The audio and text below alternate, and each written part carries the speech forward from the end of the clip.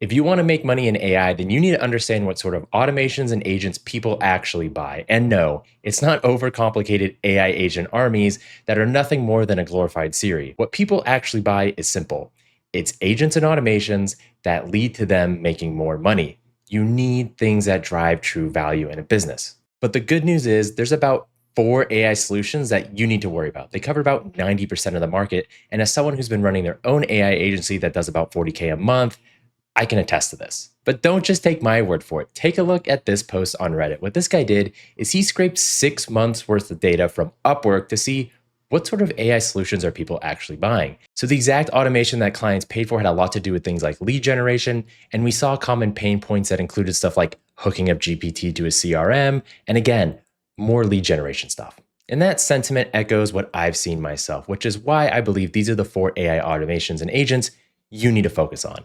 Number 1 is RAG agents, retrieval augmented generation. These are AI solutions that you are able to plug into an organization and essentially be a member of their team, right? Imagine ChatGPT that has all the organization's information and could do things on their behalf. And number 2 is lead generation. People want AI automations that bring clients into the door because more clients means more money. Number 3 is voice agents. Now, this plays into the lead generation piece and the RAG piece, and it can take on a lot of different forms, either as an outbound sales agent or something that's inbound acting as a receptionist. The value is super clear on these and it's easy to demonstrate what they do. And number 4 is content creation. You need some sort of AI solution that you can pitch to clients that takes the lead in their marketing department. So for the rest of this video, I'm going to dive into each of these one by one. I'm going to explain how you should make your pitch, and then I'll even give you the template for each of them. So with that, let's jump into it. So the number 1 type of AI agent that I believe you need to focus on are RAG agents. Now, retrieval augmented generation. You remember what this is, right? This is where we take some sort of AI agent and we hook it up usually to a vector database that includes all the data about a company that they want you to know about, right? So what does that mean? Well, it means, in layman's terms, you've hooked up ChatGPT to their company. I can now talk to this AI agent and it's been quote unquote trained on all their data, on their projects, whatever they want, right? You're plugging AI into their system. And that is a huge value add for a lot of companies. And it's why I put this number 1. This is the most common type of AI agent that I am asked to build. And this comes in a ton of forms. What you're looking at right now is its most complicated, right? This is a truly agentic RAG system that not only deals with stuff like large spreadsheets, but it also deals with documents. It uses graph RAG. Honestly, overkill for most systems. On the other hand, we have this, and this is the most simple form of RAG.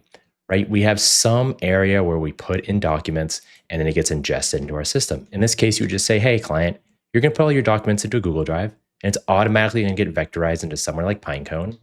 And then I'll give you an AI agent where you can talk to it about your documents and get answers and insights. That is its simplest form. And usually when it comes to an actual client, it's going to be somewhere in between those two extremes, right? The most normal type is what you see here, which is just a simple RAG agent that vectorizes the documents and shoves it into somewhere like Supabase and just does a simple re-ranking system using something like Cohere. Now, if that's all super complicated and you had no idea what I just talked about, check out the links above. I have guides for all these videos, and the templates you see here as well for the rest of the video, you can also find for free in my Skool. There's a link down below. Now, not only is this in itself a value add for companies, right? The ability to have quote unquote ChatGPT hooked up to their documents. This RAG infrastructure is something that you can apply to almost every other type of agent, whether it's content, whether it's a voice agent, whether it's even lead generation. There's going to be tons of instances where you need the ability to take a company knowledge base and add it to whatever system you're working with. And oftentimes, it's not enough to just shove it into the system message right here, into the system prompt. Sometimes you need a little more than that. And that's why you need a very strong RAG backbone when you start diving into AI agency work, because this lets you kind of like supercharge any other work you do, right? And on top of that, again, the whole idea of like ChatGPT in your business, you might scoff at, but truthfully, that's a pitch that resonates with a ton of clients. Because remember, most of your clients aren't very technical. They're only like experience they have when it comes to AI systems is ChatGPT and maybe what they saw you either marketing or that you sent to them. So start with simple RAG. Oftentimes you can kind of demonstrate what it does from this point of view, but understand traditional vector RAG and then also understand more advanced stuff like graph RAG. And as for what you can charge with these types of systems, this one, for example, just this traditional RAG system, I charge $5,000 for this. right? I essentially took a product like this, and obviously it wasn't inside of N8N. We hooked it up into their Slack, and it allowed him and his team to interact with it there. That's the power of these systems. So RAG agents, super versatile, super valuable, understand them, master them. Next on the list are lead generation automations. And again, like RAG systems and the other ones we're going to touch on soon, this comes in a variety of forms, but high level, it tends to be the same. You need some sort of automation that is able to grab lead information from somewhere. What you see right here is one that uses Apollo, and it uses Apollo via Appify. So long story short, there's some abstractions, but basically it's scraping people's information from LinkedIn. It's getting names, emails, company information, whatever. So you need some way to automatically grab lead information. From there, you need a way to enrich it. And that's what we see down here at the bottom, right? In this case, we're actually going and we're researching stuff about their company using Tavily and shoving it into AI, which then becomes a customized outreach message, which then gets plugged into Google Sheets. You could replace that with their CRM, whatever it is. And then it goes to Instantly AI, which is kind of like a one-stop shop for cold email outreach. Big picture, what are you doing? What does every lead generation automation need? You need a way to get leads, you need a way to enrich leads, and you need ways to contact leads. And ideally, there's some place for customization here. Because remember, when you do lead outreach at scale, the gold standard, the North Star is you want every message to sound like it's just for them, right? They weren't one of 10,000 emails. They were a one-on-one and you did specific research on them. That's hard to do, but AI lets you do it. And that's the power of lead generation automations. Now, in terms of being able to sell it to clients, right, the pitch kind of like sells itself. It's lead generation. I'm getting you clients. This is a project that puts clients in front of you, which leads to more money. It's actually probably the easiest sell out there.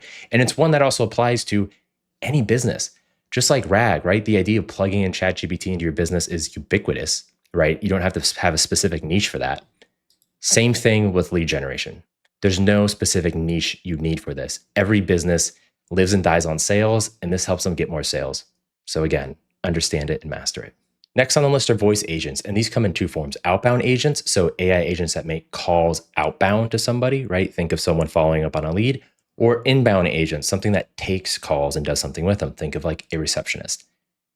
There are entire AI agency businesses and people I know who make a ton of money where this is all they do. They only focus on voice agents.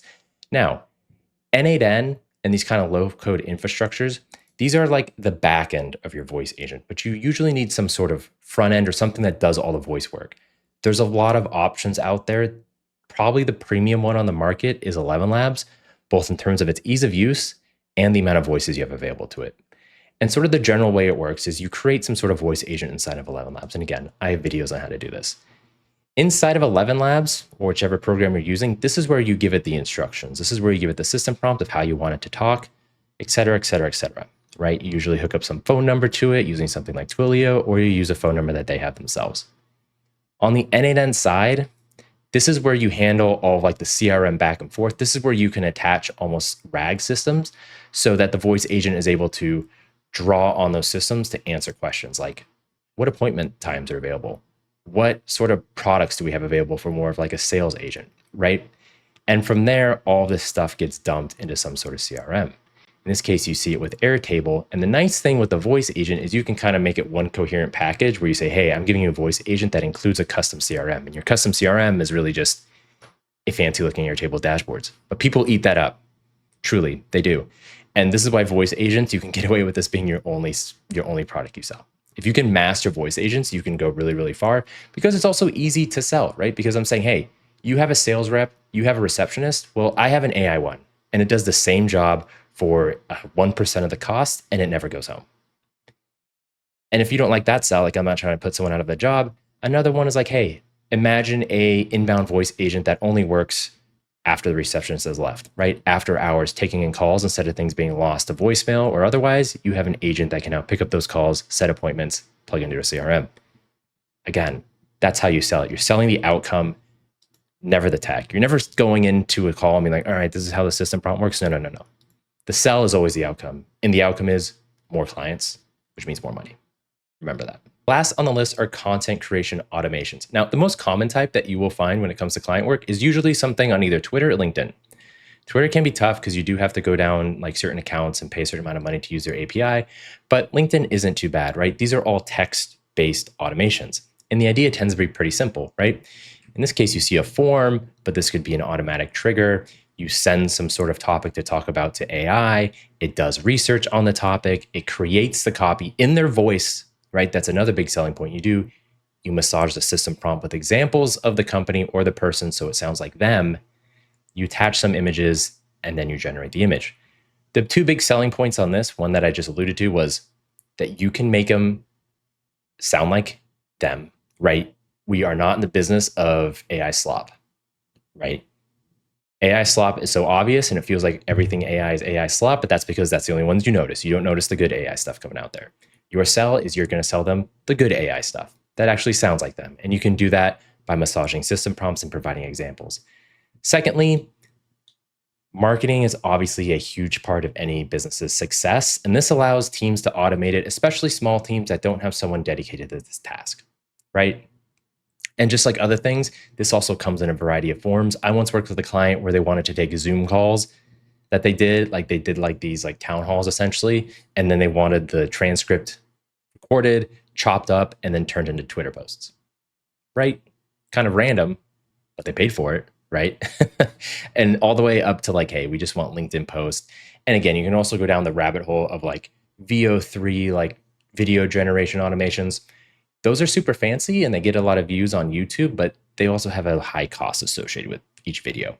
You will find, like all things, the simpler versions tend to sell the most because they're easy to explain, they're easy for them to understand, and they don't cost so much on a per use basis.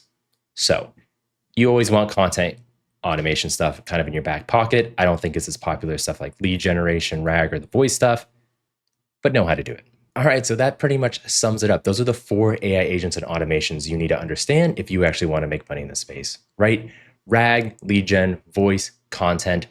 Really focus on RAG. I think that's a huge foundational element because you can see it can apply to all of them. Every single thing we've talked about can have a RAG foundation piece that kind of supercharges it. And then lead generation, obviously, it's an easy sell. Automations that get you more clients leads to more money. And then voice agents, hey, you could specialize in that completely and be fine. But don't get lost in the weeds, especially here on YouTube, going down tutorial hell, thinking you need to make these crazy, wild AI agents, right? I need something crazy. No, this sells, right? You add some bells and whistles to this sells. You know what doesn't sell? This doesn't sell. It looks cool, a lot going on. Nobody uses this. Nobody wants to use this, right? Keep it simple. Don't sell the tech, sell the outcome. Understand the foundational, fundamental pieces of AI, like building, and you'll be okay. Now, as always, you can find all these templates and guides down in my free school. So the templates are totally free. And if you're more interested in more the AI agency-centric stuff, how do I actually sell this and find clients? Go ahead and check out Chase AI Plus. That's what that is all for. And I take you from essentially step 1 all the way to step 1,000 of hey, how do I actually get this AI agency off the ground and running so you can get clients and turn this into a real career?